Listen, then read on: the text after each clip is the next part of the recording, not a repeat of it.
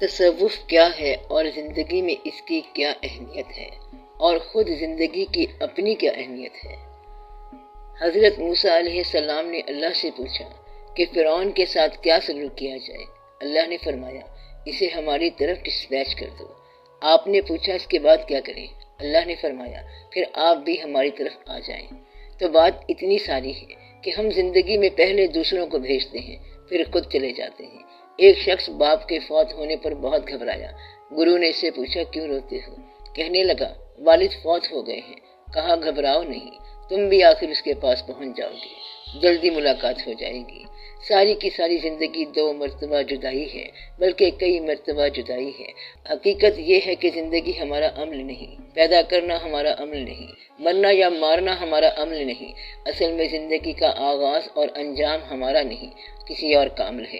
اس آغاز اور انجام کے درمیان صرف ایک بھرم ہے کہ ہم عمل کرتے ہیں، لیکن وہ عمل بھی ہمارا نہیں۔ جس ذات نے ان دونوں سروں کو مقید کر رکھا ہے، اسی نے درمیان میں آزادی کا تصور دے رکھا ہے، ورنہ آزادی ہے ہی نہیں۔ اگر کوئی فرد صبح گھر سے نکلتا ہے اور شام ڈھلے لوٹ آتا ہے تو اس کی آزادی کیا ہے؟ جب آنا اور جانا دونوں پابند ہیں تو کیا آزادی ہوئی؟ یہ ایک پردہ ہے، بھرم ہے کہ ہم غلامی کو آزادی کے تصور سے گزار رہے ہیں۔ اصل میں یہ آزادی نہیں بلکہ غلامی ہے۔ جس نے یہ سمجھ لیا کہ یہ غلامی ہے، وہ تو زندگی غلام بن کے گزارے گا، اور اسی کے لیے یہ سارا کھیل ہے۔ اب آپ اس حقیقت کو پہچانو کہ آپ کی اس زندگی میں آپ کا اپنا کیا ہے۔ آپ کے اندر آپ کا کچھ بھی اپنا نہیں ہے۔ جب بینائی وہ اللہ دے، چہرے بھی وہ بنائے، محبت بھی وہی عطا کرے، عقل بھی دے، خیال بھی دے، صحت بھی دے، تو یہ سب اسی کا تو ہے۔ آپ کی اپنی ملکیت کچھ بھی نہیں، چاہے افکار کی ملکیت ہو، کردار کی ملکیت ہو یا فقر کی ملکیت ہو، یعنی کوئی بھی ملکیت ہو، آپ کی اپنی نہیں، بلکہ آپ اپنی ملکیت کی ملکیت ہیں۔ زندگی مالک نے بنائی ہے۔ صاحب فقر یہ پہچانتا ہے کہ ہماری زندگی ہماری نہیں۔ یہی پہچان تصوف کی ابتدا ہے، اور یہاں سے فقر شروع ہوتا ہے۔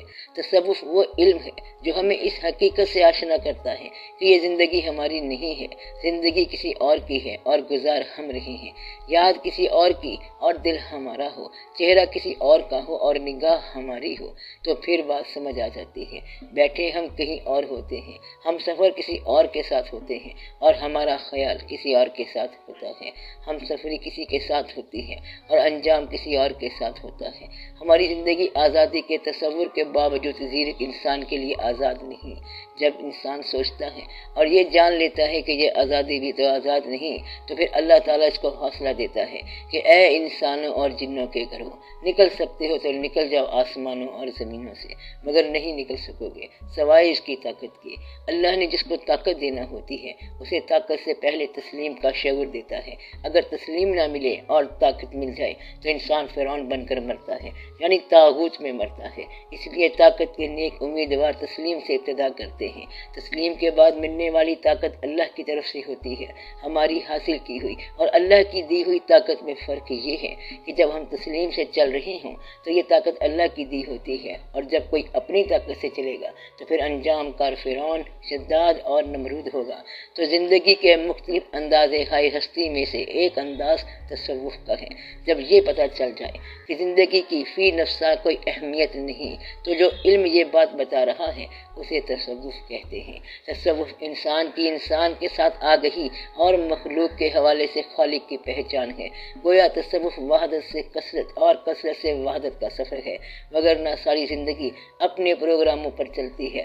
مذہب یا دین اجتماع ہونے کا شعور ہے، یعنی جمعہ، عید، جہاد، قتال، شہادت وغیرہ، مگر تصوف کا کوئی فارمولہ نہیں، یہ محبت کے دریافت ہے۔ تصوف کا اگر کوئی فارمولہ ہے تو صرف اللہ کے فضل کا ہے۔ یہ فضل ایسے ہی ہے جیسے دریا پہاڑ سے چل پڑتا ہے، کسی فارمولے کے بغیر، کسی منشور کے بغیر۔ گزرگاہ نہ ملے پھر بھی چلتا جاتا ہے، اور پھر پیاسی ندی ساگر سے مل جاتی ہے۔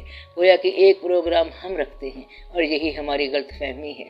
دراصل سارا پروگرام اللہ کا اپنا ہے، ہمارے پروگرام کا بھی پروگرام اس کا اپنا ہے۔ ہم جس ذہن سے یہ پروگرام بناتے ہیں وہ بھی اسی کا عطا کردہ ہے۔ مکڑی جتنا ذہن لگا لے جالا ہی تو بنے گی، مٹی اگلے گی اور مٹی نکلے گی۔ جالا بنانے کا مقصد کیا ہے؟ مکھی کھانا، شہد کی مکھی نے ذہن لگایا، شہد بنا دیا، اب اس کو دیکھو کہ نگلا کیا اور اگلا کیا۔ یہ سب اللہ کے پروگرام کے مطابق ہو رہا ہے۔ تصوف دراصل اپنی زندگی میں اللہ کے عمل کو دریافت کرنا ہے یا اس کے عمل کے حوالے سے اپنی زندگی کو دریافت کرنا ہے۔ تصوف کی بڑی اہمیت ہے، بلکہ تصوف ہی زندگی ہے۔ ہم تصوف کو اسلام کے حوالے سے دریافت کرتے ہیں اور اس کے اوپر جھنڈا اسلامی لگایا ہوا ہے۔ تصوف دراصل انسانی ہے، رحمانی ہے، ربی ہے، رب کائناتی ہے۔ اللہ آپ کا اپنا معبود ہے۔ آپ اللہ کی ایک صفت پر استحقاق رکھتے ہیں کہ وہ آپ کا معبود ہے، مگر اللہ ساری کائنات کا رب ہے۔ تو یہ جو تصوف ہے رب کا ہے۔ ہم نے اسے صرف اللہ کا بنایا ہوا ہے تاکہ ہمارا سفر ہمارے بزرگوں کے حوالے سے چلتا رہے، کیونکہ ہمارا درود شریف ہے اور ہمارے اپنے اسما ہیں۔ یہ سب اس لیے ہیں تاکہ وحدت کے ساتھ امت میں ایک خیال لے کر چل پڑیں، اور وہ خیال ہے زندگی کا باطنی شعور۔